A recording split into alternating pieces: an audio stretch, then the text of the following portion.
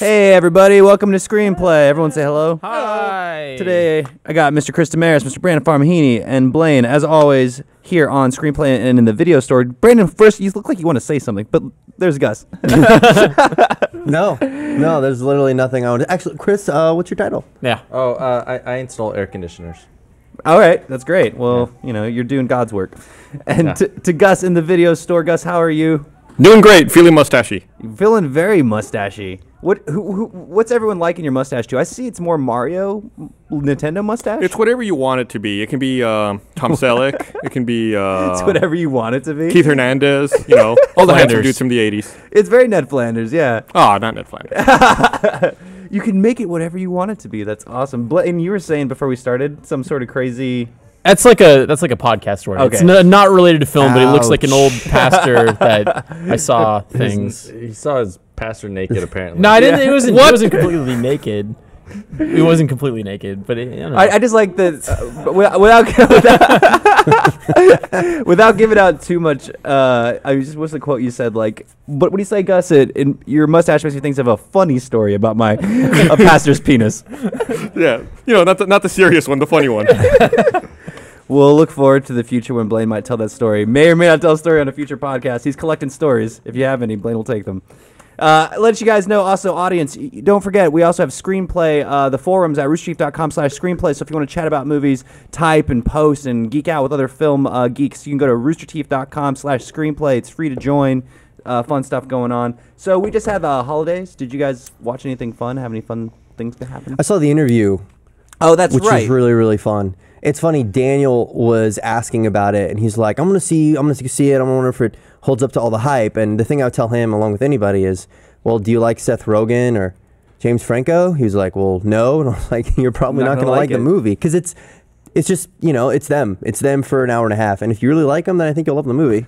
I enjoyed Neighbors for what it was. I think that was the last time Seth Rogen and Evan Goldberg, his writing partner, did something together. And I think Seth Rogen had a hand in actually directing this movie. Yeah, I think it was co-directors, I believe. Yeah, and when The Hat came out, everyone gave a lot of shit because I think Seth Rogen got $2 million more than James Franco for the movie. I think James Franco got $6 million. Seth walked away with $8 million, and everyone was like, what everyone was bitching about. Yeah, after a while, it's just millions of dollars on top of millions of dollars. But I always got to keep in mind that Seth Rogen, how he wrote it, he directed it, so of course he should get a little more. Fair. I read like a Reddit thread why The Interview is terrible, but it's not because it's like they said it was like an average movie, but just because of like the hype around it, but also like the fact that we're kind of dismissing what's actually happening in North Korea, which is like this terrible travesty. Like, these people are being treated poorly, but we're all like, America, it's funny, and, you know, oh, they're so angry and upset because of the movie. I don't know. I think it brings attention to it. Yeah, I hope so, because I haven't seen it, but yeah, to me, it's just like the more attention you can throw at it, and it makes everyone has been talking about North Korea nonstop for the past month. Yeah, because the movie talks a lot about how he's starving people, and I don't think that's something that most people would say, you know, it happens in North Korea. I think they would just say, you know, Kim Jong-un's oppressive, not necessarily the smaller things. I thought it was good in that sense. I don't think it's going to change the world, but people were like, you know, saluting and singing. It had a lot of pressure. I mean, the movie got a lot of pressure. It's such a weird time for films in general. Last week we were talking about how this movie might not have got to see the light of day. You know, and it'll be that movie that people talk about, and maybe your friend has a copy. And then now this week it's available everywhere. You can go watch it right now on YouTube. You can watch it on your Xbox. It's now on Apple as well. Well, you know what's really funny is it's available on the Xbox platform, but it's not available on the PlayStation platform, which is Sony based. Huh. So I don't if they were just like, we don't want to touch that at all. Let me ask you something. So I think the movie was downloaded, and this was after it was made available for purchase, about 1 million times illegally. What's American about? Like, that really upset me, because it's like, instead of supporting, you know, a company that's potentially going to lose a lot of money on this project, instead of renting it, you're just stealing it. Like, I don't know what's patriotic about that, other than like, yeah, I just wanted to steal this film. There was a really interesting... that's something that's really stood out to me and really there was an interesting Reddit thread about that. It was talking about, I think it was that The Interview, whenever it had dropped, it was like, The Interview, everyone was saying, is this going to be the groundbreaking moment for platforms and VOD? And is it going to change distributors? They're going to try to change their models and see how we can get movies to people. And then the first comment was like, you know, there is on the thread talking about is just going to change like the industry, there is a comment, that number one comment is a link to a torrent to download this movie. So it's kind of contradictory, and it's kind of a snake eating its own tail, and it's no one's helping out anybody. And then the comments underneath were pretty much saying, paraphrasing, that I love seeing all these people that torrent movies try to justify it and come out with like, oh, well, screw the companies. And they all have like this weird justification morality they hide behind. But at the end of the day, they're just cheap. You know, like everyone just doesn't want to pay the money. It's So like, my question was the torrent going out before or after VOD release? It was after because people didn't have the movie. Yeah. I thought like maybe it doesn't make sense to steal films. It's bad, downright bad. But it would make sense if it was beforehand a little bit more, because it's like, oh, you know, we're flipping off North Korea, but it's not the case. I would respect somebody, like I would flat out respect them if they just said, yeah, I just didn't want to pay for it. I have no problem stealing the movie. But I think a lot of people try to justify it by saying, you know, they're only hurting these billion-dollar companies, but it's not Daddy Sony, Frank Sony, who you're hurting. You're going to end up affecting the people at the very bottom.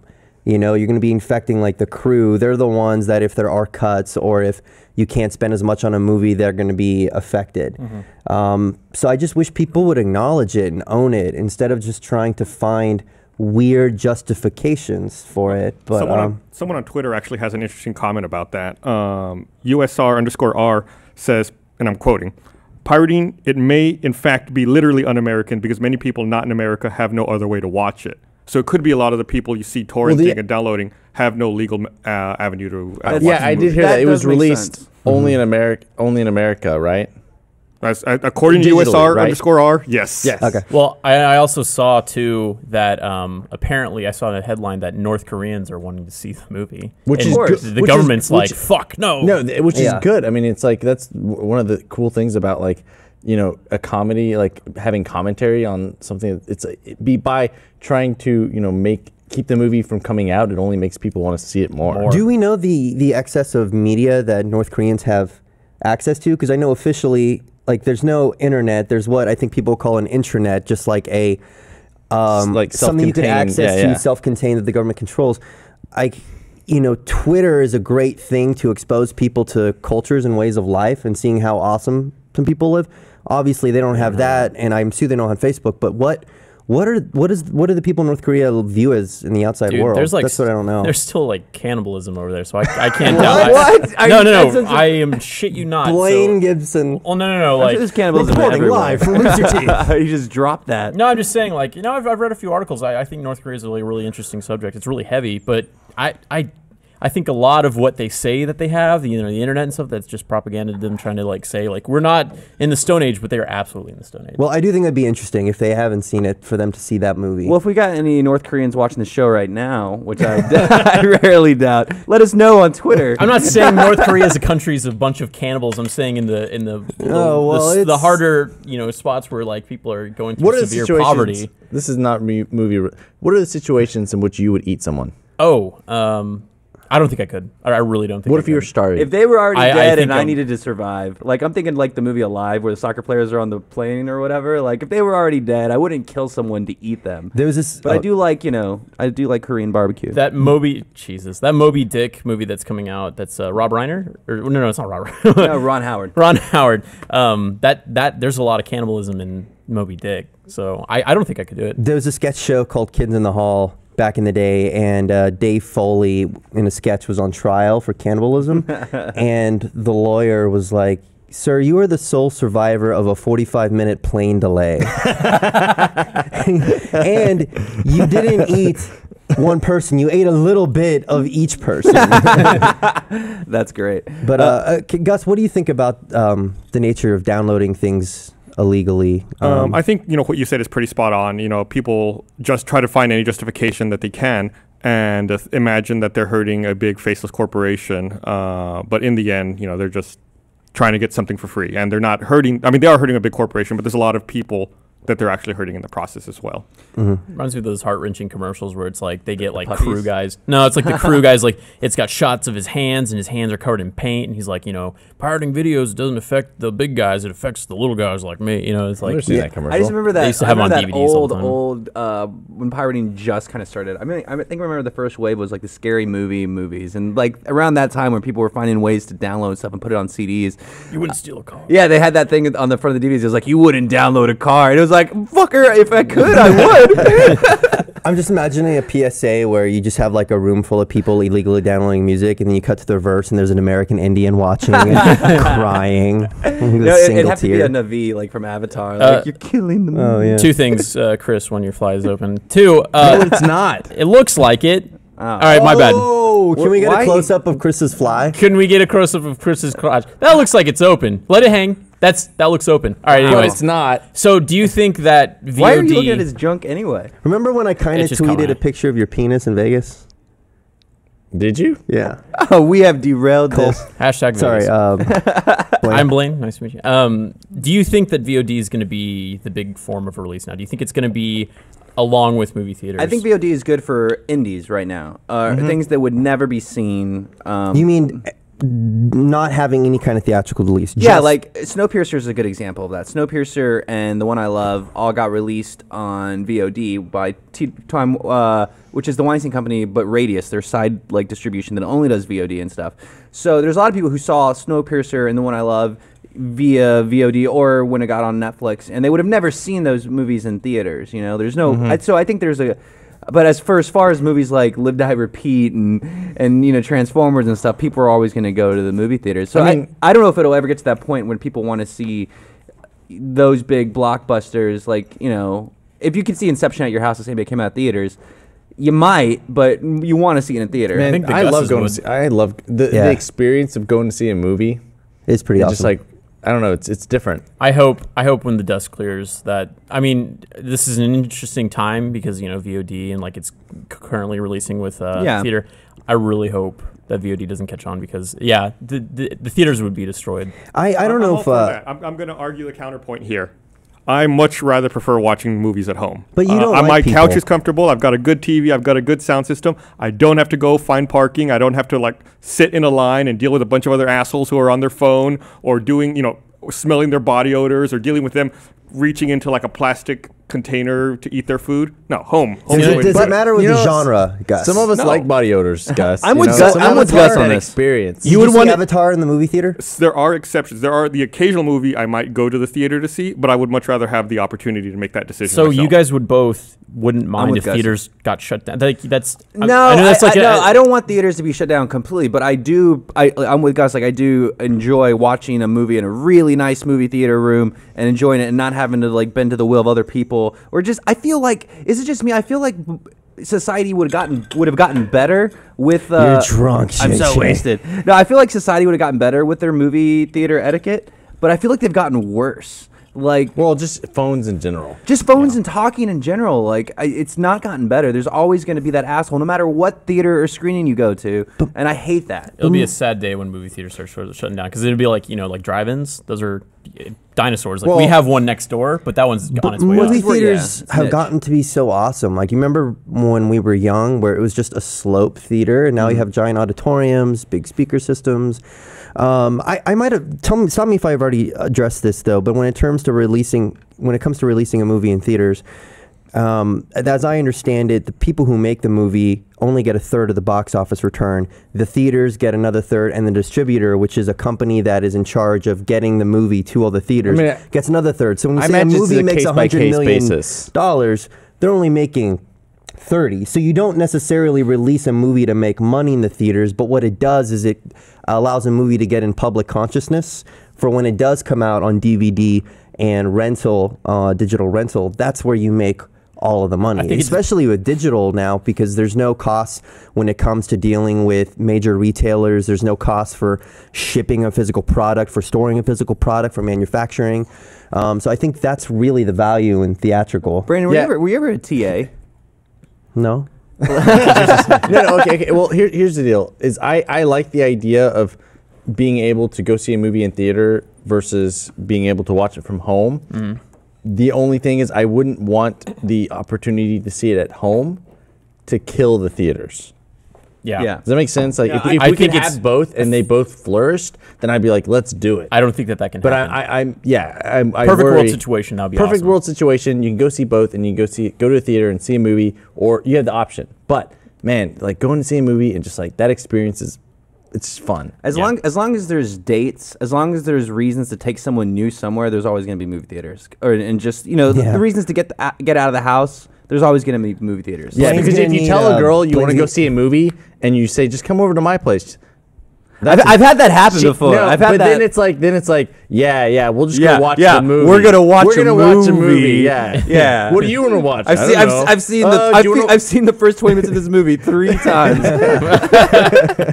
Blaine, what movie did you say you took a? Because we talked about it before. We talked about it a couple months ago. You took a girl to see Dallas Interstellar, Buyers, and Dallas. a year ago you took a girl on a first date to see I what? took her to Dallas Buyers Club. You weren't concerned that this girl would be thinking about AIDS and getting AIDS. It was a different time. But you know what? It's like if I did have him, it's like she understands it, and is like So a you can little. empathize now. Yeah, she can. She's like okay with it now. It's like McConaughey. Look at he's a great guy. He had AIDS.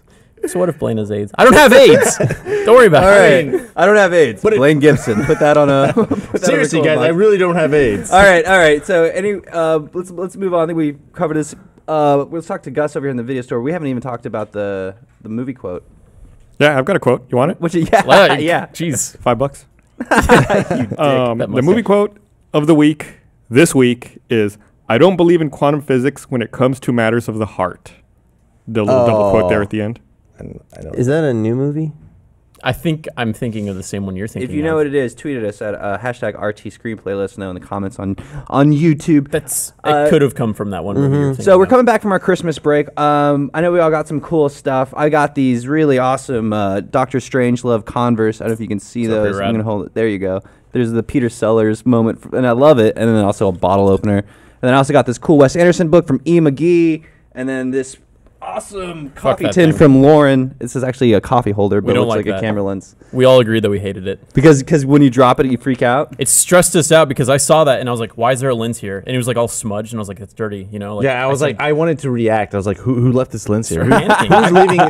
I did react before the show started. A couple of you guys were sitting on stage. I walked up. I was like, "Why the fuck is there a lens right here?" This is the wrong place. This to is have the wrong place If to have it's it. Like Well, thank you, someone- Lauren. You freaked everybody out. I'm like, like Bernie had one, and I obviously didn't know what it was. And he was like, "Oh, here, take this lens." And he was, giving it to me, but then he accidentally dropped it, and I was like, What a dick.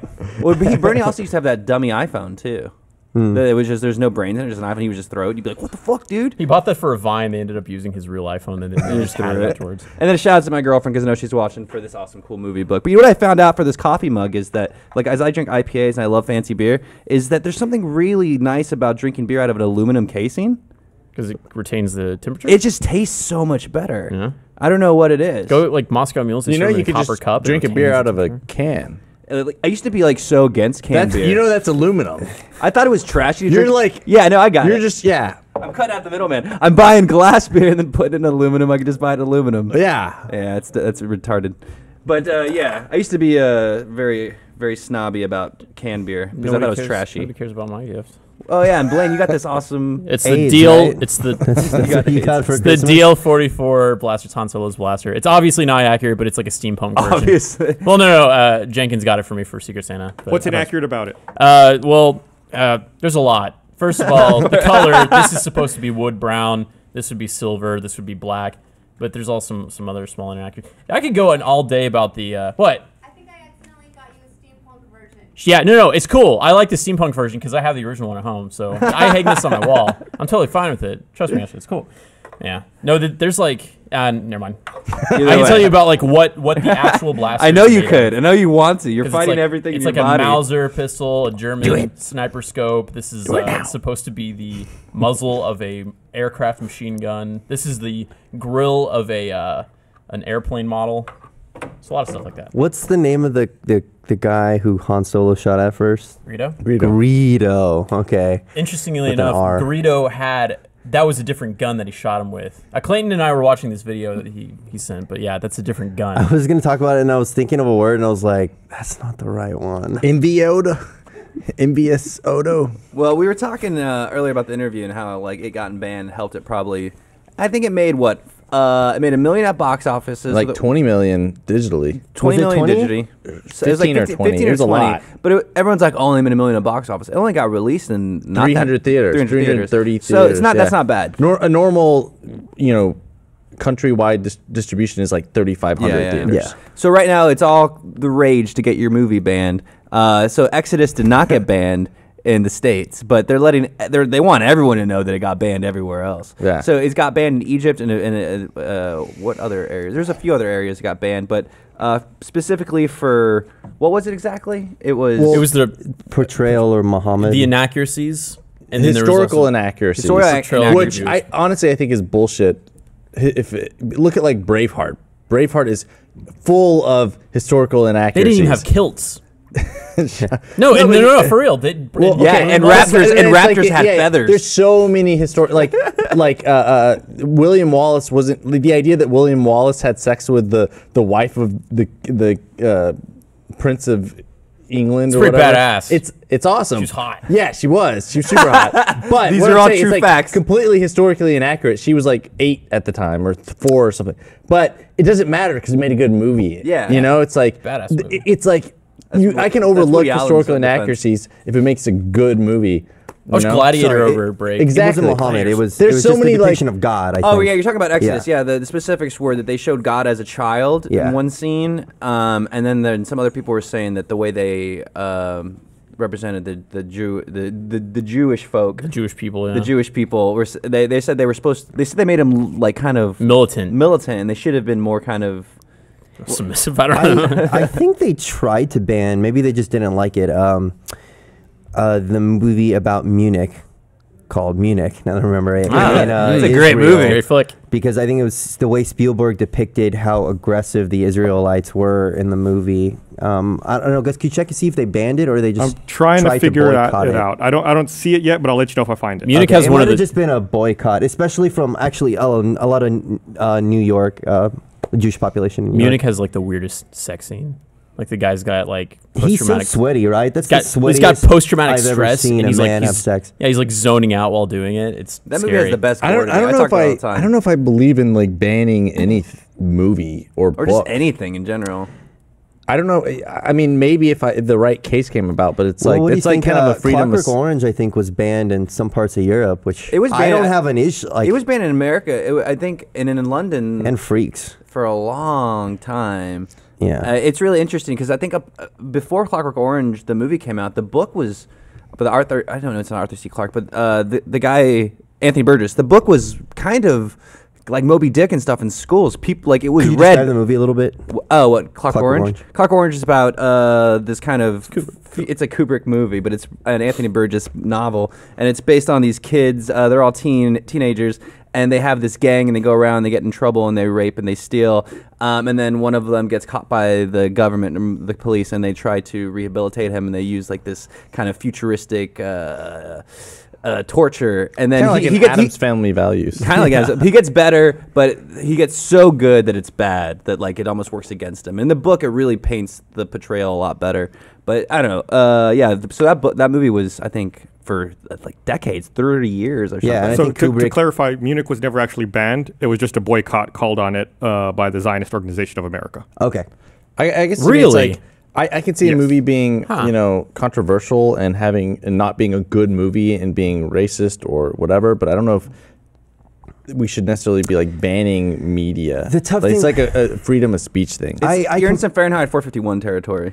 Yeah, I completely agree. It's just tough with Clockwork Orange because it inadvertently glorifies, at least in the eyes of a lot of people, Yeah. such gratuitous violence and hate. And I think Kubrick But that's the ended up opposite of not the- liking Yeah. why people were interpreting like that. So it's tough because I see why you just wouldn't want to create that kind of... Well, it's dangerous anytime you get young, specifically men, like excited or like really ramped up about overthrowing shit. You know, and I think that's what was the big fear of Clockwork Orange. You had this young adolescent dudes, and they were like really, and I read this review years later talking about how Fight Club was the only movie to ever do it since Clockwork Orange. That you riled up this state of people that just wanted to fuck shit up. Warriors. And like, you know, like in Damn the Man, and it just like it got everyone very excited, and it made them pumped for something. Yeah. The other issue with Clockwork Orange is it asks you to sympathize with a rapist and murderer. Because the whole point of the movie at the end is that even this guy, in my opinion, is so horrible. What they did to him in trying to brainwash him is still ethically wrong. And I think, especially now, like I can't imagine people looking back on that movie and thinking it's anywhere close to being something that anyone should watch. But again, whether or not you ban it is a whole other issue. I don't know. You're in the territory of like, should things be banned versus things that personally affect me. Yeah.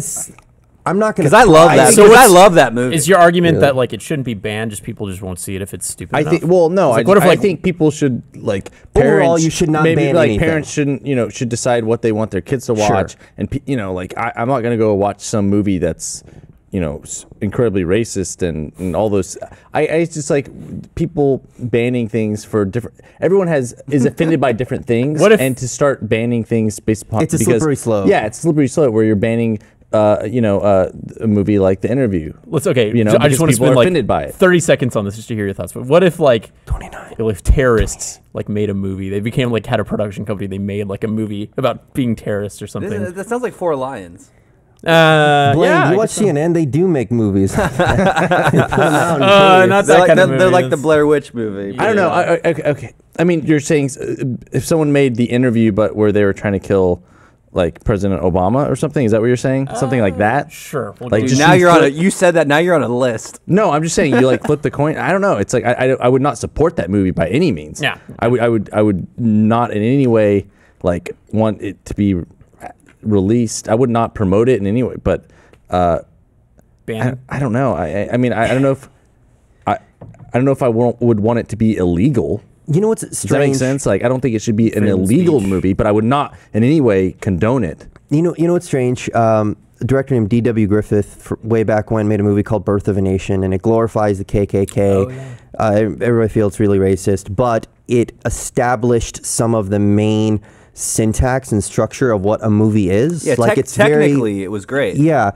And like content-wise, but not so over much. time, the rating that people had in like the 100 best movies, it's been slipping.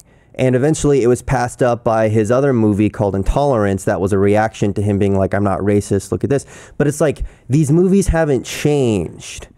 They're still the same thing, but what we're trying to interpret and the way we want to judge movies is changed so drastically. Well, that to me is very in that strange. same vein, Hitler was a great public speaker, and we could probably learn a lot from his speaking, but not so much for what he was doing. I'm just trying to get a shot. I'm just trying to look at. I'm not following. Sorry, we got some really heavy territory. So I can't wait for the out of context quotes on that one. I just wanted to. Hitler was really great. Hitler was really great JJ. at making quiche and making quiche. All right, so this Christmas, I was hanging out with my girlfriend and her family out in the Laredo area, and How are they doing? they're doing great. And Good. her brother Not was playing on FX. They were having a marathon of Harold and Kumar Save Christmas, or the Christmas Harold and The Kumar 3D movie. one? Yeah, Yeah. the 3D one, but it was on. It was 2D because it was on FX. The thing is, they played it like it's kind of their answer to Christmas Story, the Ralphie story, and they played it so much that I can feel that they're making this movie like a Christmas classic, like a fucked up, messed up, R-rated Christmas classic. But the best thing is that it was edited for television. Oh, geez. So you think that it would have been awful, but they found ways to make the edits funnier, and it peaks at the Neil Patrick Harris moment because everyone else is trying to come up with funny words to place the other words. Neil Patrick Harris just stops caring, and he just uses the word poop for everything, and it does even make sense after a while. So give me an example. Like at one point, they're like, he says like, "Fuck Fred Savage" or whatever, and he's like, "Poop Savage." Do actors record? It's amazing. Do actors record their own censored dialogue? I would imagine some do. I'd imagine now, like in the '80s when you did "Coming to America" and Sam Jackson says like "Get out of the way, asshole," but then you watch on USA and he's like "Airhead." So it doesn't look like Sam Jackson at all. But now, I have to imagine in today's society when they know that things are going to play TV, when they know that they can play things on Comedy Central or like rated or like parental DVD functions, that they go out of their way to get stuff now versus like 15 years ago. Makes sense. And I know Christoph Waltz does all his. I read that thing on Reddit. He does all his VO for other countries. Because he speaks like so many languages. Oh, that's pretty cool. Badass. I'm wondering what he's going to be in the new James Bond movie. Oh, and then just a really quick. Probably a bad guy. Well, Yeah, he's such a good bad guy. He's a bad guy in the James Bond movie. well, they said that he wasn't going to be Blofeld, which is everybody's speculation. Blofeld's supposed to be the big bad So- that leads Spectre. Well, yeah, and speaking about the James Bond movie, I mean, what do you think about the casting rumors? Oh, the Idris Elba thing. Yeah. Well, we talked about that a little bit. Absolutely We talked a for little bit about last week, but this week, Badass Digest, we're looking at a picture of Mr. Elba right now. Badass Digest released a thing this week, and there's like the real reason Idris Elba won't be James Bond is because of his mustache. And there was a whole write-up from the actual book, the James Bond book, where the author describes what James Bond looks like. Never says he's white. White, this is black hair, if anything. Yeah, it says black hair, blah, blah, all this, but no mustache. Yeah. So there you go. And I think Well, it's like people are upset because they're like Rush Limbaugh. It was like went out Throwing on a a big diatribe fit. where it's like James Bond isn't African American, right? Yeah. It's like, well, Neither is Idris Elba. well, yeah. But the whole thing with that is like you got to look at people like Rush Limbaugh and just shock and people that are just trying to get things that are controversial. They're just looking for things that are trend and make headlines. They're trying to grab anything. Like it's very Fox News oriented where you're just like, hey, look at this. Look at me. Yeah. That's like the guy you go on a Metacritic and it's like, oh, a 99, and you go to the very bottom and like in red it's like, I give this a 0, and it's like that one journalist. It's like, please come to my site, because like they get attention on Metacritic and Well, you knew someone was going to throw a fit. Obviously, Rush Limbaugh. This is my surprise face because like of course Rush Limbaugh would jump on that clickbait. And then I think Idris Elba actually came out and said that he wouldn't take the role specifically, not because he wouldn't be a good James Bond, but more so because people would think it's more of a stunt casting thing and less of a. I thought he said he would be down for it. I don't know. I read something recently. He's a really good actor. No, he's Like, great. yeah, He was in The awesome. Wire. I would. I would. Yeah, see, I'd see any James Bond movie anyways. Yeah. I would see Idris Elba James Bond. Oh yeah, 3 yeah, times. for sure. Like I think he'd be Fucking crazy. And just some downer news before we started the show. I was on the internet and I found out that Christine Cavanaugh, who is a voice actress, she just passed away. She was famous for doing the voice of Dexter on Dexter's Laboratory, and Chucky on the Rugrats. Oh no. Dexter hits me harder. That's tough. Man. yeah, Rugrats, man. That was like I would Tommy say, Pickles, man. As a all kid. day. Yeah, so that's a bummer for all you Nicktoon kid She's age folks. only 51, still fairly young. Yeah, it Oh, really makes it that's sad. Not old. That's not really old at all.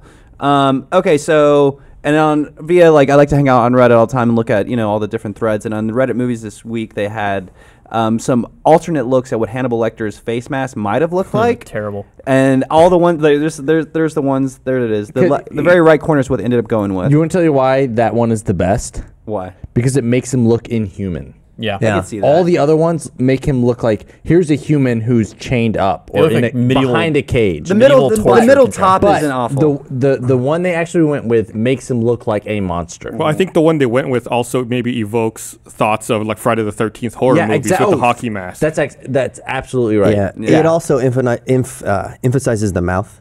Yeah. And his whole thing is eating people. And then something else I found on Reddit movies was the Fava beans and some nice canned tea. was the I don't even know what fava beans are. Like fava what- beans aren't they fancy Fancy beans? Fancy Aren't they beans. just fancy beans? I could be wrong. I'm probably totally fucking wrong. Also, I found some concept art for the completely ditched Toy Story 3 movie. And I sent it to you guys, and it looked completely weird. And I could see why maybe it got ditched, because a big factor in this storyline is about toys that are faulty and get recalled. So I don't know if Mattel and other people might want to jump on that storyline because they're usually letting them use like Barbie and Mr. Potato Head and Yeah. other stuff.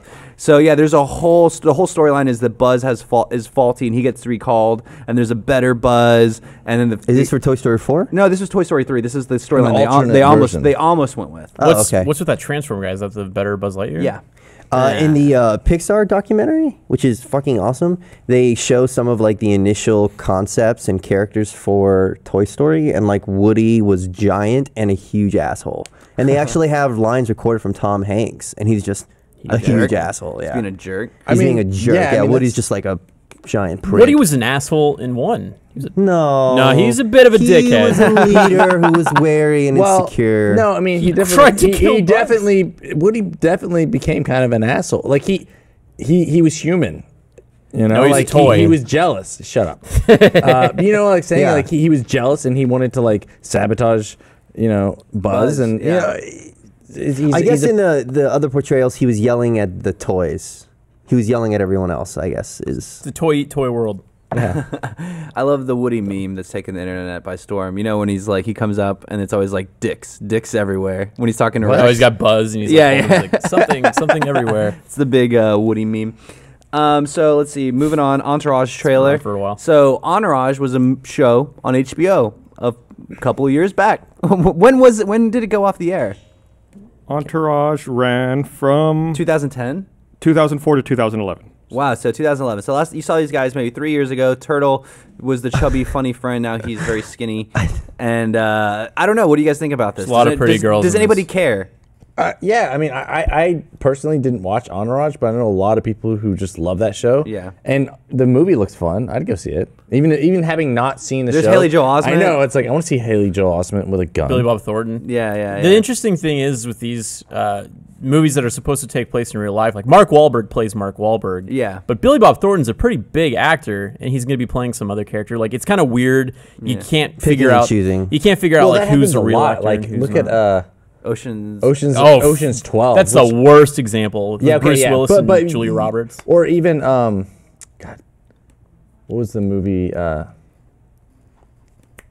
All right, good, Chris. break the awkward silence. No, I'm gonna think of it in a second. we should Well, let like that the go weird- way longer. The weird thing to me about Entourage is like forever, and I did watch some Entourage. Forever, like the big movie they were trying to get done was Aquaman. Yeah. And again, at the time watching that TV show was like, what a joke. No one's ever going to make an Aquaman movie. And now there's one in pre-production I've getting definitely started had up. that thought. I just liked how they began the trailer as another trailer. It was like a fake trailer. No, I like that. From the That's makers funny. of Aquaman. Like, that was pretty cool. I mean, I followed the show to an extent. I watched it up until like they did the Mida Ian storyline where he like ditches all these Well, don't like spoil it. No, this is in the show. He ditches all these big payout movies to do this kind of like I don't know, kind of Traffic Che-esque movie about Pablo Escobar, and they spend all this money to get this really indie director that's like all the craze to do, and he's kind of crazy, and the whole thing just goes belly up.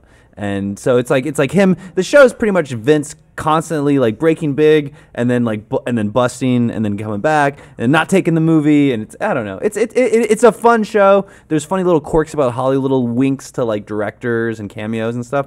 It's pretty funny. It's been a while. It's been 3 years since it's been on. We'll see. I think the last time HBO made a movie out of one of their TV shows was Sex and the City. I'm sure the first one did fine. I think the Yes. sequel was awful. Hated that. Am I the only one distracted by the motion setting on our new monitor? What? It has that default, like, refresh setting. Oh, that like they have Avatar was on, like- supposed to be?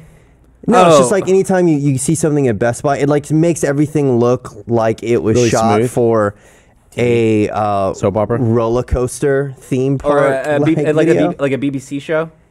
Yeah, But Yeah. It's POW. Well, moving on to other topics that only make sense to the people on the show.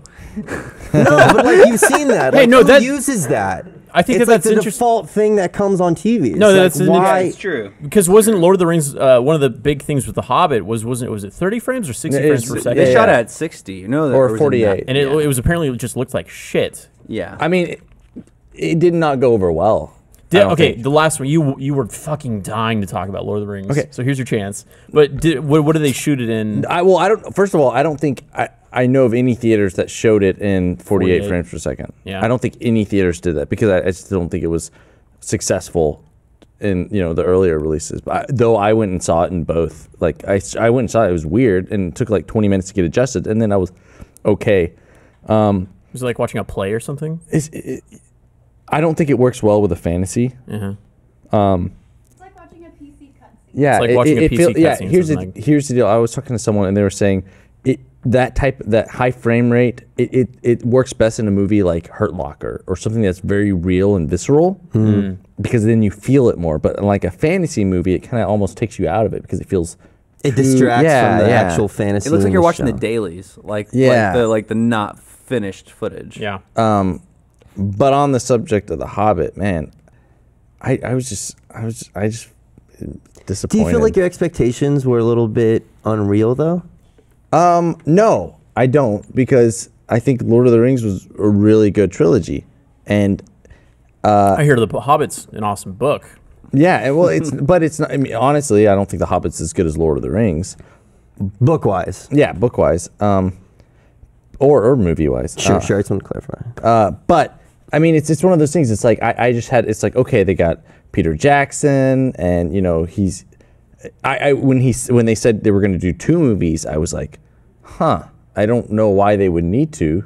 The Hobbit's way shorter than any of the Lord of the Rings books, and then they said they're going to do 3 movies, and I'm like, well, that doesn't make any sense. But you know, I'm going to go with it and just be hopeful. But then actually, and then after the first movie, I'm like, well, it wasn't as good as Lord of the Rings, but maybe they're just kind of building steam. And by the third one, I'm like, man, I just want to watch Lord of the Rings. What is it missing? Like, what makes it not good? Is it like the story's boring, the characters are boring? Like, what? Okay. The thing about Lord of the Rings that makes it awesome is like it feels real, it feels believable in that world. But then The Hobbit, in a similar way that like the Star Wars prequels breaks it takes this people are like they're human, or they aren't perfect, and in The Hobbit, all of a sudden they're like flying through the air, they're flipping around, they're doing all these crazy action scenes. So you're wondering like why wasn't that in? Yeah, it's almost like it's almost in the prequels where it's like you look at the old lightsaber fights and they're like really slow and methodical, and then you look at the new ones and they're flipping around and doing all this stuff. Like, wait, what happened to Jedis? Why did they become nerfed? Ninjas. Like, and it's almost like too. It's like Legolas. It's like, man, why if he can do all that, if he can take on, if he's a superhero, then it's like you don't even feel, you aren't worried that he's gonna die. It's like, well, I mean, you already aren't worried because you. Like, well, yeah. I mean, I don't know. It's and also it's like I kind of want to see. I love the stuff with Bilbo, but he was barely in the 3rd movie. That's what I heard. He was in like maybe 15 or 20 minutes of it, of a 3-hour movie. I'd be interested to see, because I overheard, I think it was you and Reisinger talking about it, but John was saying there was a good movie in there. I'd be interested in seeing there is the trilogy supercut, just the best parts, and string it together. You know how they have those like it's gonna happen if Topher Grace recut Star Wars prequels and made like a single movie out of it. I think it'll be easier to do The Hobbit too than the prequels, because you're not having to like construct a story. But also, I'll watch that one. But also too, like, didn't they add in a bunch of shit that? Oh yeah, they added a lot of stuff, and they added in like a love story that absolutely should not have been there. Wait, was that Gandalf or was it the elves? Well, they kind of like hinted at that more so, but yeah, with like a dwarf and elf love story that was just you were saying last week. At no point do you like believe, or even it just feels like this is dumb. I don't know. It's just, man. It's the thing about it's like you see at the end where they're like they go back to Hobbiton and you remember what Lord of the Rings feels like, and then you're like this. I want to go back to that world, not the one that is in the Hobbit world. It feels like a different world. Let's just go marathon. That seems like the consensus from people that have watched it. Here's the deal: is you should, if you're a Lord of the Rings fan, go see it, because it's it's still that universe, and I enjoyed watching it, but I still felt kind of dirty. Nice. Okay. Good dirty. Oh, real quick question: did Tolkien's he had a child? Or am I thinking of a different author? But sometimes the author's child will take over the series and continue writing as like a ghostwriter. Do you think something like that would happen? No. And the thing is the Tolkien estate, like his son and stuff, they hate the movies, and they don't want. They're like because the rights were sold like in the 70s and 60s or whatever, and they're like, and there's a lot of like, oh well, could they make more movies with. you know, the I can never say that word. Silmarillion. Thank you, Gus. But they can't because the Tolkien estate won't sell the rights to it because they don't want to make more movies. Just wait till they die. Well, here in a second, we're going to be joined by some of our friends in animation. Are going to let us know a little bit about the Legend of Korra. So we're going to move on to a little TV stuff before we go on and talk about our movie of the week. And just a heads up, our movie of the week this week is The Wolf of Wall Street, and next week we're going to go watch The Interview. Because might as well, every week we're talking about week-old information on The Interview. We might as well watch it a week old and talk about it next week whenever no one's talking about it. So this week, 12 Monkeys is on Sci-Fi. It's the show... I don't know if it's coming out this week, but it's coming out soon. It comes out in January. I think January 16th. January 16th, says Mr. Gus. I'm verifying that. So, yeah, so what's really great is Philips have these Hue light bulbs that you can set up with your with so cool. with apps and stuff, so you can control them. And this isn't just like turning them off, turning them on, dimming. Like they do colors. They do really cool things. We're watching a demo of this guy watching Sharknado, which is the first time they did it. So when Sharknado plays and there's blood and lights and flickering, the lights will sync with the movie or the showing, and it's really crazy. Pass. Some of it looks cool. Some of it looks pretty cool. Those in my den. Pass. Yeah, I'm so jealous. I actually just bought these. I didn't know we were going to be talking about this today. Yeah. And they just got delivered to my house while we've been here. I'm going to install them tonight. What's the price? What are they? They like, what are they, like 60, 70? I think the starter kit's $200. Yeah, the starter kit's $200. Comes with like the controller kit and some light bulbs. How many bulbs? Like three? Three. I'd give it a shot, but I'd have to kind of experience it to like have a... And it is a January 16th premiere, by the way, just to... So, yeah, so they did it with Sharknado. They're going to do it for the entire 12 Monkeys sci-fi series. So you can sync up your bulbs with that. By somehow, I think it's using your iPad or your iPhone. It listens to the sound like Shazam does, and it reacts. Mm-hmm. Some of it, from what I've looked from the demo, looks really cool. Some of it looks a little like we get it. You're like now it looks like we're at a concert. Well, here's the thing that's interesting about that is, in the case of 12 Monkeys, I assume that the director intended for the movie to be used with that technology. I don't know. I don't know. It's like, someone makes they play like an older movie. It's like it's changing the way that movie's meant to be experienced. You know, I think the color is a really cool aspect of it. The thing I worry about is the brightness affecting how the picture looks, because that's always the issue with stuff. But I think if it's just changing the mood and the color, I think that's awesome. They had this tech around for video games. I remember seeing a demo with it with like Far Cry 2. It's been around for a while. I think I would be more accepted of it with video games, but with movies, I have to be in a dark room.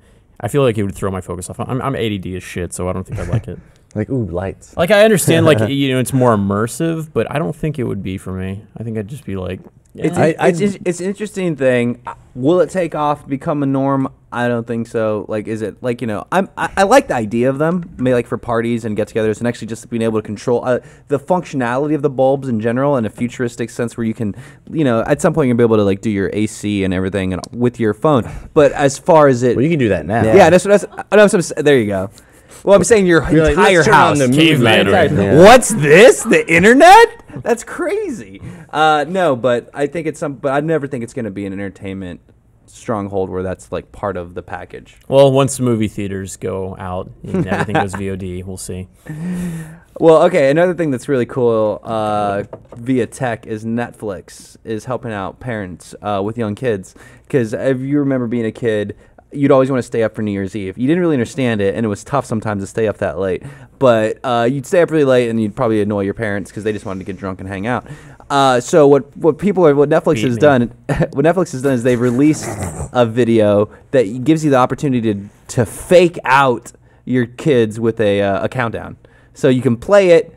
Everyone, yells the countdown. All right, and you get the kids to sleep. Genius, kitschy. What do you think? I think it's a really great way to see if your kids are fucking dumb. All right. You change the clocks and like in the whole house, and you get. I know my parents on Christmas Eve would go and jump around. So I hope no one still believes in Santa. Spoiler: he doesn't exist. What? Wow! But my parents used to go and jump on the roof and be like, "Oh shit, the reindeer are here!" And what? And be like, "You better get in the bed. You better go to sleep." And we'd be like, "Oh shit!" And we'd run and try and go to sleep. Your parents did that? That's awesome. That is Actually, that's amazing. When did your dad break his neck? This isn't Gremlins. But no, it's kind of like that. It's like, well, I guess it's not like that. You just wanted to tell that story, didn't you, Chris? It's a great story. That's a fucking. I'm But gonna I do was that like, with my that's kids. a I was like, podcast story. holy shit, they're on the fucking roof. Yeah. That's genius. Well, so explain to me again. I totally missed out. You What want is this Netflix thing? It's a countdown. It's a video. They've done something similar in the past with like fireplaces, where you just click a video and it's just a fireplace. Mm-hmm. So it's a similar idea, but it's a fake New Year's countdown. I haven't seen it. I don't know if it's just a number system or if it's like they're trying to make it look like Times Square. I don't know, but I think It's a fake countdown it's to a make fake your kids countdown. think Go to they s- stayed up to midnight. So you make okay. your And kids then, go sleep like at 10. all right, Happy New Year, go to bed, kids, and then they get drunk. Yeah. Yeah. The kids get But drunk. it's daylight out. Shut up. It's 3 p.m. Not New Year's, not in 2015. There's gonna be the one like senile, like drunken mom that like just plays it throughout the day, or it's the countdown at 3 o'clock in the afternoon. JJ's having flashbacks. Totally. That's my mom had drinking issues. No, I'm kidding. Real talk, We've though. we've totally Our parents opened were up. alcoholics. We learned more about my mother's past and about Blaine's growing up with his pastor. This whole episode has been nothing but breakthroughs. Parents climbing on the Show me ceiling. on the doll where you watch the movie. So 7 things you need to know about Netflix. I mean, some things you need to know about Marvel's Netflix Daredevil. They just released their Daredevil. Sorry, I've had far too many drinks today. So I think Entertainment Weekly released a whole list of what you can expect from the new series. Number 1, it's a local story. It's not going to be Daredevil traveling all over the world and India and stuff. He's going to be mostly in the one city doing his thing. 2, it's more crime story, less superhero story. So it'll be more, I don't know. Gotham City-esque. I guess. Well, the way they describe it, it's like more like The Wire or like like a police drama versus like superhero, which I think, I think. Also, the Avengers and other Marvel characters, they exist in this world. They may or may not come by. That's not been confirmed. In the comic books, Daredevil is a man without fear. In the show, he will have some fear. Apparently, they felt the need to express that. But they were saying that a man without fear, that doesn't make a good show at all. There's no fear factor. There's no, you can't relate to that. Yeah, because you're not scared if he's not scared. Does Exactly. Superman have fear? He fears losing the ones he loves. Yeah, that's Okay, that's true. Well done. Since it's a Netflix show and not an ABC NBC show, it can have more sex and violence. So we can expect that from Daredevil. Good lord, check out fucking what's that show? Marco Polo. If you want to, oh man, I don't know, But man. here's the deal. When we talked about Marco Polo like 2 weeks ago, no one is, except for us, no one is talking no about one's talking about Marco the show Polo. except for us. Yeah, no one is talking about it. I was just saying in reference to what Netflix is willing to do in terms of But sex. what I'm saying is like no one is. It's like House of Cards. Everyone talked about it, right? Yeah. And even Orange is the New Black. People talked about it. Arrested Development. No one is talking about Marco Polo. Like, Are we the Marco Polo fan club? I think. No, I don't think. But you know what I'm we might saying? be. Like it came out and it was this like huge, big budget series that no one I cares really about. want to talk about it now, but I think Yeah. Well, we've No one we've wants to definitely hear, we've yeah. definitely talked a lot about that show. Other two more notable things about the Daredevil Netflix show is it's also Kingpin's story. It's the Daredevil show, but Kingpin's story and his character plays just as much of a basis as well as Daredevil. who And then plays Kingpin? actually I have no idea. He wasn't that big. I saw a picture of him. He was Not that big. He was just like he was about my dad's side. He was just kind of And the Bullseye character may or may not be in the show. He's not in the first season, but it might show up. Bullseye was portrayed by Colin Farrell in the movie. I thought it was a pretty good portrayal. fucking like thing in his skull. Remember? Yeah. It was silly, but it was at the time it was the most violent Marvel movie whenever it came out. According to disagree. IMDb, the Kingpin's to be played by Vincent D'Onofrio.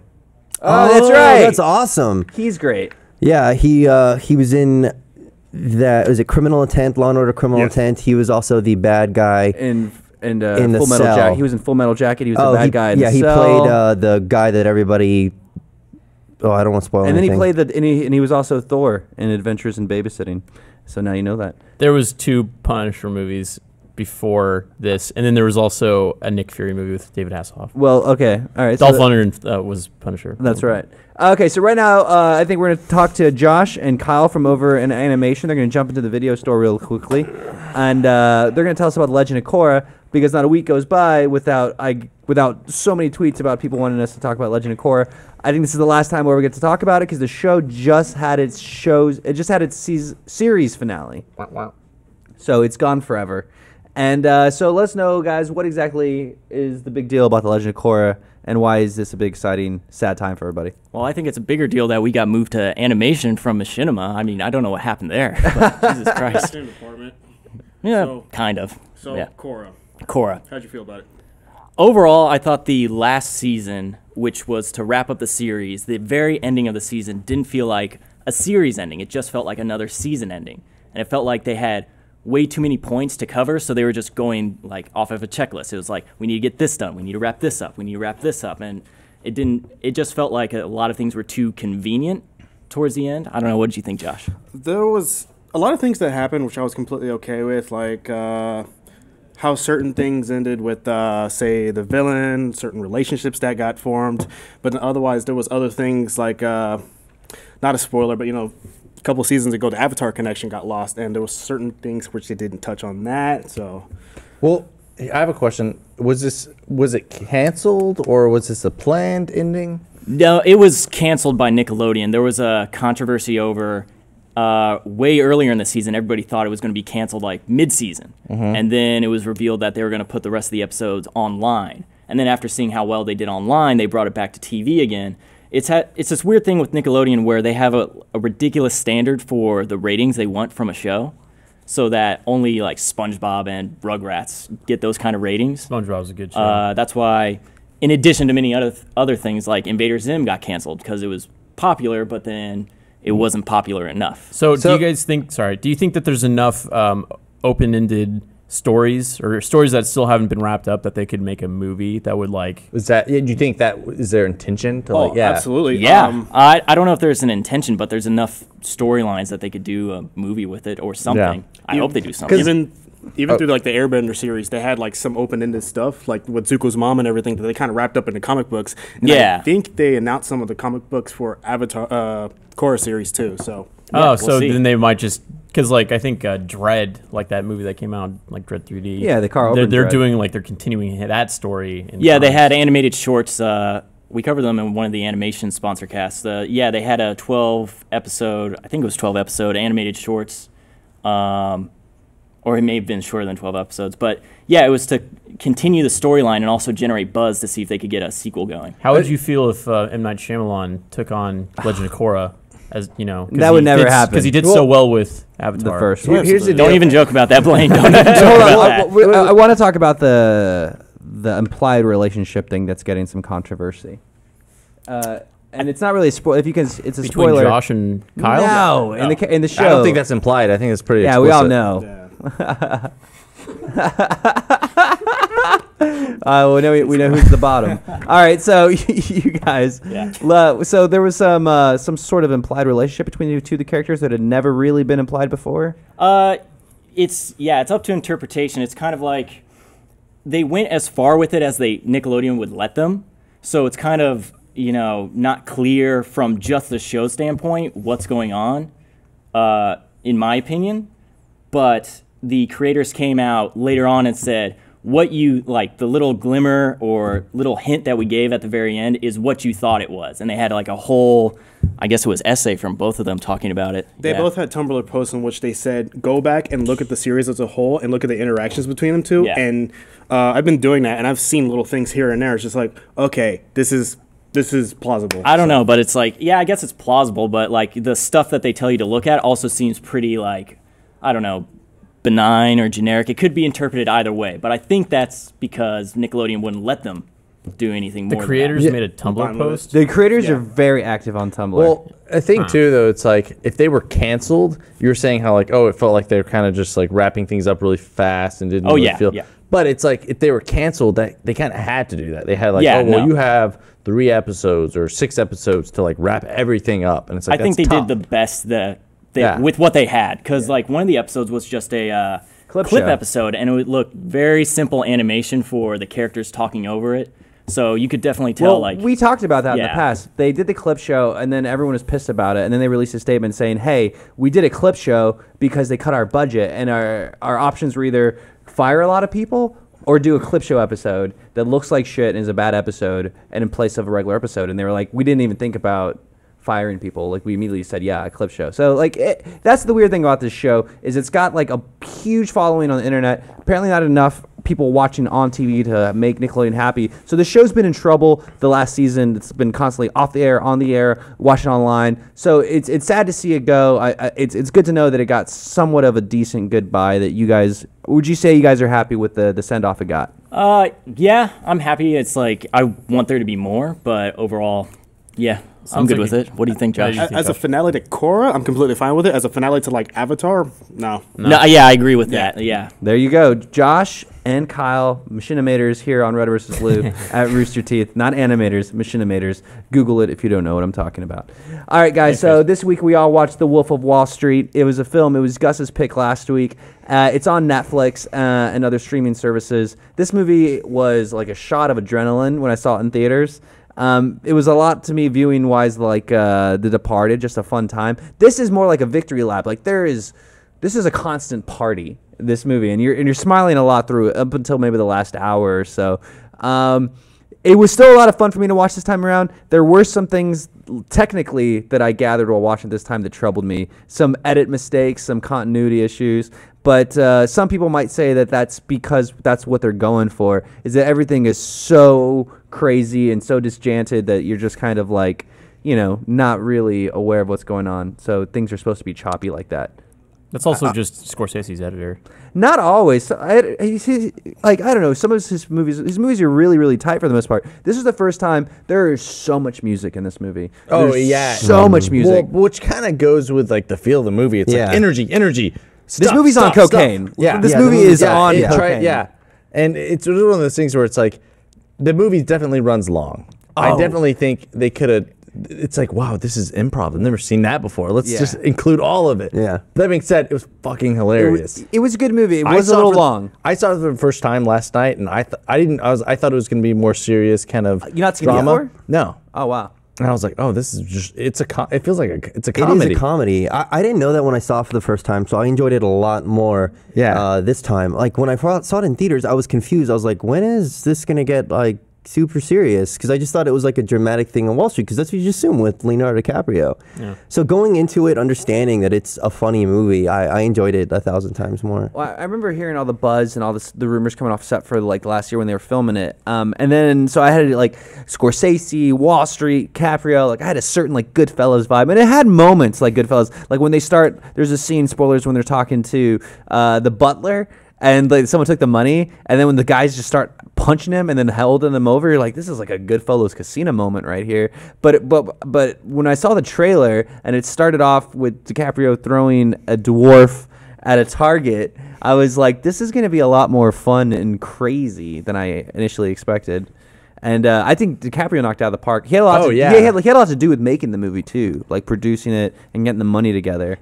This was a piece that he wanted to do for a long, long time. I think the performances were tremendous. It's just the characters were so like morally repugnant that it's hard for really anybody to fight for them, for critical acclaim. Almost like a It's Always Sunny kind of thing. Yeah, so I think bad. you're right. You're like, man, they're such assholes, but I love watching them. Because like Brandon came into our office the other day or today, and he was like, "God, I just wish we could be those guys." He's like, "Fuck you, Blaine!" And he started like cursing at me, and I was like, "Yeah, all right." No, we need to start cursing more and let's start cursing. And then throwing we tried it, midgets and we're and- like, no, this isn't. We can't pull it off. Like, there's something about that sweet '80s guy thing that we they're can't. just dickheads, and it's like awesome.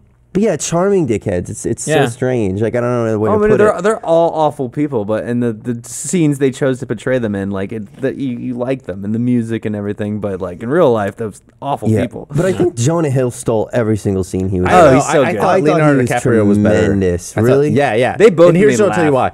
laugh. I'm glad. I was worried you'd keep me hanging. They let Jonah Hill just like ramble to the point where he was really funny, but they didn't cut him down to where it's like he was really sharp. It'd be a Jonah Hill scene, and I'd be like, all right, 5 minutes later, we'll actually progress the plot. You know, but with Leonardo DiCaprio, he was there the whole time, and he felt like every time he was talking, I was like, it's progressing the story. Yeah, with but Jonah that's Hill, his- I'm like, all right, well, let's see him improv for 5 minutes, and it's really funny, but I'm like, it's a 3-hour movie. No character but Leo advances the plot.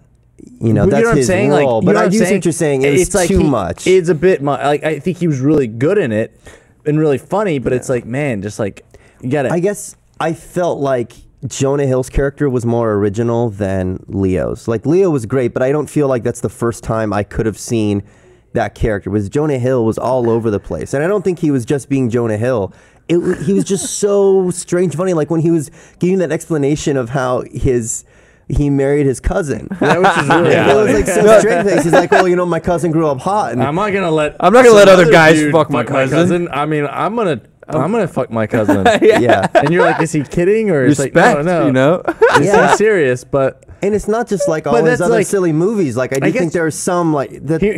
the worst scene, or not the worst, but like the scene is the briefcase scene where they're like fighting over the briefcase. Oh, and then the back and forth between him and the Walking Dead Yeah. guy. That That whole was, riff, like, that whole riff so scene, and you can long. tell that they're riffing because Jonah Hill's just throwing shit, and the guy's just repeating it. Yeah, yeah. Going, yeah, oh yeah, you're talking about my mother. and like, he's just at speaking. some point you could see him start laughing. Yeah, you know that you. And it's like, yeah. man, this scene was like a 1-page scene, and they stretched it out into like Well, 6 why do you minutes. think Scorsese did it? because it made him laugh. Because it made him laugh. But you know, like you can curb that back and then Yeah. you know release. I'm with Chris because I hate that. I hate when I watch Judd Apatow movies or movies that are known for riffing, and you're watching the scene going, "This is all just a riff." Sure, I do believe Apatow does that. I think I don't know who directed Anchorman. Maybe it was Will Ferrell's buddy McKay who did it. yeah, it was Anchorman 2. I thought it was the same thing. But do you think you could put them on the same level as? No, I'm not saying you Hold can on, hold on. Let me finish. Put him on the same level as Scorsese, No, and that I Scorsese would sacrifice quality in his mind because he likes the riffing.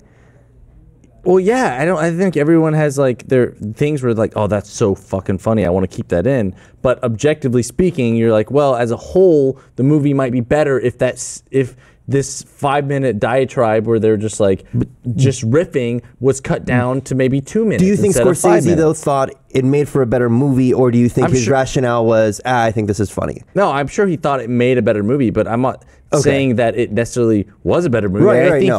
you could have taken that briefcase scene, and there were a lot of funny moments in it, but you could have cut 2 or 3 minutes off of I'm it. with, and I'm it with, would I'm be- with it you. would- I'm it with would Chris be- on this. Yeah. It was a great funny moment, but there's so many great funny moments that scene in particular sticks out in my mind that it could have been cut down. It's like, man, it's like how many times are they going to jump around in circles and get to the same and the place? the cutting is, like I said, it was so just like as an editor for me, like to watch somebody like having a conversation from the front and then turn around and see the 180 of them, and just knowing that it doesn't match up or they're not moving their mouth. There was just so many times where the cutting didn't bother me. It was There just was so like- much it of just that. felt like, okay, I get it. Like they'd show the cop drive by and be like, okay, so something's about to happen, and then Yeah. another 2 minutes of riffing. I'm like, let me see what's gonna happen. yeah. Let's get to I want to. I agree the movie could have been 50 minutes shorter. I would just be curious as to hear what the reason was for it to be the length that it did. And I do think it hurt it. I agree in people's minds. Because I think every it's single long. person came out and said, that was tough. And then you're looking at your watch in the so movie. much fun. Oh, was. yeah. Like, don't get me. I really liked the movie, and I thought I was laughing more than most not knowing it was a comedy. I was like, oh, this is really funny. I was so stressed in the sea when they were out to sea in the boat. Little chop. course. It's just a little chop. That, oh my God. And you could see the captain's face be like, well, Yeah, it's just a little. That was It'll be the alright. best cut. He's like, it's a little chop. The captain's like, yeah, a little chop. And then it cuts a few broken dishes. immediately to the storm and then the fucking plane and stuff. Like, what is this? There was like a point where I was like, this is fake. This is bullshit. No, yeah, dude. And you know what's great is if you look at the VFX reel, they just released the VFX reel for Gone Girl. But if you look at the VFX reel for The Wolf of Wall Street, like that airplane thing. the airplane, but mostly like the scene where they show Jordan Belfort. Yeah, when they show his house, it's this huge party. Like that house is not nearly as big. There's so many scenes where they digitally added on to buildings and stuff, and it's so subtle you wouldn't even know. But that like Wolf of Wall Street is filled with CGI. But you wouldn't know because they did it so smartly. Yeah. Yeah, I think the performances are so solid. Like, there was only one thing I noticed editorially in terms of the continuity that was weird, and that was only the second time I saw it. Like, I think it's so funny, like, everything. I didn't really feel like anything stood The, out. the Quaalude scene is like the Buster Keaton, like DiCaprio. He knocks it out of the park. And when That he's- was so fun. I it's was like, "What the hell is happening?" It's in so this funny to movie? watch. when they're like, He's where on the phone. He's Get off like, the Drive phone! the police. What? You no? Yeah, it's like, man. And then like the way they kept showing the stairs and it'd be like 5 of them, and then they cut to his perspective and there'd be like 30. Yeah. yeah. See, that made it that moment where the stairs kept changing made all the other crazy edits in the movie beforehand go like, oh, they're having fun. Well, and then man, then when he was like, and I somehow made it home, and they cut later, it's like His "Is that your car." car, and he's like, oh, I guess I didn't make it up. Like that was so funny. Yeah, and the way they set it up to when he gets home and Jonah Hill is dying, Yeah. so he has to save him so he And can the kill spinach, him. The spinach and the Coke? Yeah. Dude, that people were cheering in the theater because that was such a funny moment in the theater when the spinach and the Coke, and I was Yeah. just And he's like, like, ah! I was like, you have to be Martin Scorsese and Leonardo DiCaprio in order for the people that own Popeye to give you that likeness for the scene in the movie with cocaine, because like no one else is going to give you the rights. to that. Apparently, DiCaprio Scorsese on set was like giggling, and he was like having a hard time directing. He's like, "I want you to snort coke off that hooker's ass." Like this movie was so ridiculous, and there were so many things. If you think about like little Scorsese, Yeah. this like kind old man telling people when to do when these things. DiCaprio was on Quaaludes and he was trying to talk. I know this is dumb, but he sounded so much like Arnie from What's Eating Gilbert Grape that I saw that character, and I just started imagining like this is what would happen if Arnie moved to Wall Street and made a bunch of money and just was wasted all the time. One of the things I thought was really awesome too with the way they handled DiCaprio's character is, you know, he broke the fourth wall. He was talking directly to the camera. He was very authoritative. He was really good at what he does, but they still showed the flaws. Like I think when he's having sex with Margot Robbie. yeah, for the first time, And it's like, I fucked her for like she's never been 8 fucked before seconds. for 15 seconds. And then he's just like, "Did you come?" Like he has the audacity to ask that. No.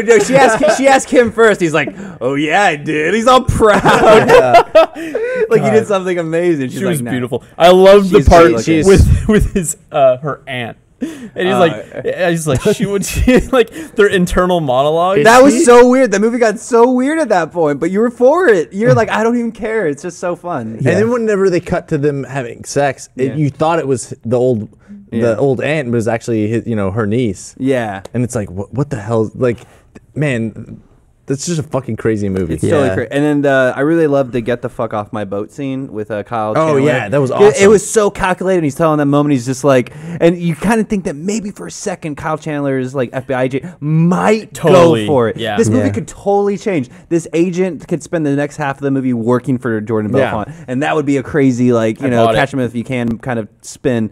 But then he doesn't, and then at the end he's just like, all right, now get the fuck off my boat. Yeah, and that's then what I throws loved the- about it. throws The the thing I loved lobsters about at it him. is they could have done like, are you trying to bribe an FBI agent? But instead he was like, He's like, are you trying to bribe? Can you an- say what you just said? Say, are you again? trying to bribe an FBI agent? Because you wouldn't do that, would you? He's like, Yeah. no, I No, gotta of course give I it wouldn't. exact. Get I the gotta fuck give off my exact boat. cost. I gotta Yeah. give the exact Yeah. number. He knows all his. And shit. they kept on teasing back and forth. It's so good. Oh, I loved it. I love Yeah. it. And the callback too at the end of the movie When he's on the where train. he's like the FBI agent and is back on the subway and like looking at his life and thinking. And it's like, did you notice the music playing then? It's music from the end of The Graduate. Oh yeah, it's cheers isn't to it? you, Mrs. Robinson. Yeah. So it's The Graduate. Yeah. music. Simon So Garfunkel. it's like that moment where it's like they got what they wanted, They but reflected. Yeah. is this actually what they wanted, And or I they thought actually he had? could've- Which was really, really cool. It's like, man. Yeah, and I thought they could have gone to the point where he smiled at the end, like this is his life, but at the end he still But he didn't. did No, it. no, but he I know, didn't, but which he is didn't. awesome. Like I think there's It's two like- different roads you can go, and in the end it's like, yeah, at the end of the day, he's right. Isn't the music at the end of The Graduate Scarborough Fair? Well, Well, I think- yeah, but Mr. you're- Robinson's you're right, what it's but I think famous for. when That's you still in The think Graduate. to pull the memory of The Graduate, I think that or at least that's what I thought. I was like, okay, Fuck this you, is fact Graduate. checker. I'm just saying. You're right, and I thought of that as I was saying it. You're absolutely right, but I mean, I believe that's what he was going for. Was Yeah, that kind of yeah. like bittersweet? Like, are we actually happy, or did we And just then- get what I wanted? And then the trivia, Jordan Belfort is the guy introducing DiCaprio at the end whenever he's going to sell the pen to the audience. the speech The guy thing. that's going like, up next we got for you guy. That guy, crazy googly eyes, weird looking guy is the real Jordan Belfort. And I imagine he's so crazy looking because he did so many drugs. But, and then other little trivia tidbits. There's a lot of directors in this movie making little cameos. Robert Reiner was in it. Rob Reiner plays DiCaprio's dad. John Favreau is the FCC agent. And then Spike Jonze is the guy that hires DiCaprio at the penny stock place. Whenever he's like, if you sell 400,000 shares, he's like, I'll give you a blowjob, and I hope you do it. That's Spike Jonze. Really? Yeah. So it's funny to see all these directors kind of jump in. I think it doesn't matter who the fuck you are. If you're a director, if you're an actor, if Martin Scorsese calls you, you show up. Like Jonah Hill made this movie for 60 on. grand. Damn it. No, but Jonah Hill Not yet. he got paid 60 grand for this movie, and everyone gave him shit for it because he's so used to making millions, and he was like, it's like, it's Scorsese. Like you do the Yeah. Scorsese movie. Gus, what did you think of the movie? I really liked it. I thought it was good. I think I went in with lowered expectations, though, which is, I think, always a good way to approach a film. I think I waited until after the hype was done and after people had maybe set my expectations a little more appropriately. I knew I was getting into a comedy. So Yeah, that's the big it's thing good. for me, man. Well, thank you for picking it, Gus. Yeah, it's a good movie. I watched it again, too, just to be safe. Nice. Other trivia tidbit: the Matthew McConaughey thump on the chest scene. That's what McConaughey does to get ready for scenes. Oh, really? And apparently DiCaprio thought it was so fucking funny that he was like, put it in the movie. And it's super funny because at the end, whenever he's doing the big speech, the entire room of employees does the thump on the chest scene. So, and the best part is DiCaprio lost the Oscar to McConaughey that year. So it's so funny. He's like, Yeah. hey, man, come do a cameo in this movie we're doing. It'll be awesome. You're great. We love you. And then he's like... See, Have you seen the edits of like that in respect to the Oscar win or something? It's pretty funny. and the thing is, I didn't know Matthew McConaughey was only going to do a cameo. I thought he was like Gonna be a in big the role. movie. Yeah. Yeah. And it's like, when's he coming back? And he just And you could tell he was about to do his Dallas Buyers stuff because he looked tiny. Yeah, Yeah. He he's looked small. tiny in that movie. But his whole speech about like you jerk off, how much you jerk off, like his whole thing. That Yeah. whole thing is this movie is so testosterone filled and just like it's like this mixture of I don't know anarchy and frat boyism. It's like it's a great time. Yeah, Apparently- and McConaughey sets the whole tone. Like he basically describes what this movie is going to be and who Leonardo DiCaprio is. How many will times you turn should into- jerk Like off? imagine if he and I listen. really. No. There you go, Chris. Well, Chris is raw, and we have finished. The show. What do you got? One more thing. Apparently, Margot Robbie, who's the hottest one on Who the is going to planet, be Harley Quinn? And Yeah. I'm totally cool with that. Yeah, she was so beautiful. beautiful. Her parents didn't know that she was going to have a nude scene. Oh. Can you imagine seeing that movie after not thinking that? Well, she slapped him in that scene whenever he slaps her, and when she slapped him, that wasn't scripted, and she was so afraid that DiCaprio was going to sue her or fire because she was the producer on it. Yeah. And then after they did the take, he was like, "That was awesome, do it again." But like but then he slaps her, and then he also it's the moment like God, the moment that's he terrifying. the moment I he's was like her in the Oh gut. shit! Dude, I yelled. I was like, "Oh shit!" the moment he 'Cause it's slaps like- her is intense, but the moment he turns around and punches her in the stomach I know, is it's the like- moment where you're like, okay, this just turned into the movie that I Yeah. thought it was going to be. yeah. It's I was like, oh, like that was a. I mean, It's a lot real of it moment, sound- and it's then just like- and then the kid in the car, and then driving. her neck? That's when Yeah. everything gets really real. it gets real, yeah. And you expect this to come like an hour before. It Yeah, did. so it's weird that it all happens in the last 40 minutes or so. Either Yeah. way, good movie. What Really. was his safe word? Was it wolf? Oh, it was Wolfie? Wolfie. Yeah. Wolfie's my safe word. Wolfie. Oh, man. And if you've ever had a dominatrix, then that was a funny moment for you. I've never had a dominatrix. Yeah, you Yeah. sound- You look like a reflection. No, I'm way too fragile. But we'll see you guys next week here on Screenplay. Don't forget to watch the interview and hang out with us on the roosterteeth.com/screenplay forums, and we'll see you guys next time. Bye.